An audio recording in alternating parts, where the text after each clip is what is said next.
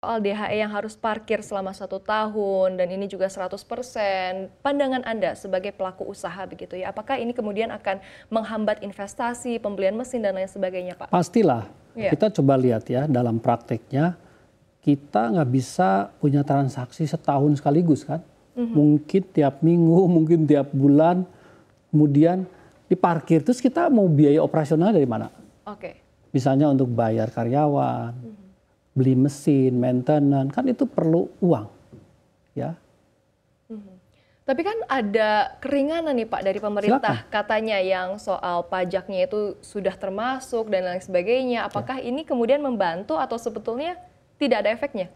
Ya mungkin dalam sudut pandang pemerintah kan perlu devisa, itu pasti akan membantu ya. Ya. Tetapi dalam konteks kepentingan untuk running bisnis, pasti ada hambatan. Kalau kita konversi misalnya dengan pinjaman rupiah karena DHE kita disimpan, kan pasti lebih mahal bunga bank dibanding deposito yang dihasilkan daripada DHE. Kan bagi pengusaha ini kan ada satu perbedaan. Jadi mungkin pemerintah harusnya memberikan satu insentif atau bunga yang sepadan sehingga pengusaha itu mengambil keputusan naruh dalam bentuk DHE itu juga memang ada benefit gitu. Ya. Ya.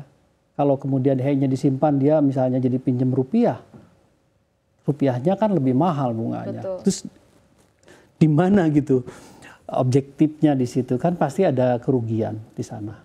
Ya jadi kan dikelolanya kan harus dalam konteks bisnis juga sebenarnya. Nah lantas pandangan Pak Sobur sendiri harus seperti apa? Harus menerapkan aturan yang seperti apa agar bisa lebih fleksibel, Pak? Ya kan sebetulnya kan pasti punya satu konteks yang sangat diperlukan. Ya. Kalau tadi bagi industri-industri atau hasil-hasil tambang dan sebagainya yang dikuasai oleh negara, mungkin mereka kan dengan volume yang sangat besar gitu ya. Perlu ada proteksi yang lebih spesifik sehingga hasil devisa ekspornya ditahan di dalam negeri itu mungkin masuk akal sih menurut saya.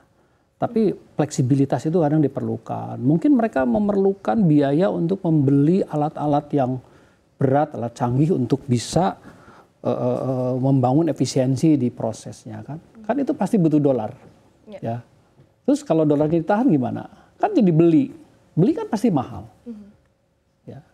Kan juga harus ada satu ruang dari pemerintah untuk lebih fleksibel gitu ya. Tadi makanya saya berani mengatakan benchmarkingnya coba ke Cina dan atau Vietnam, mereka tidak punya regulasi yang seperti itu.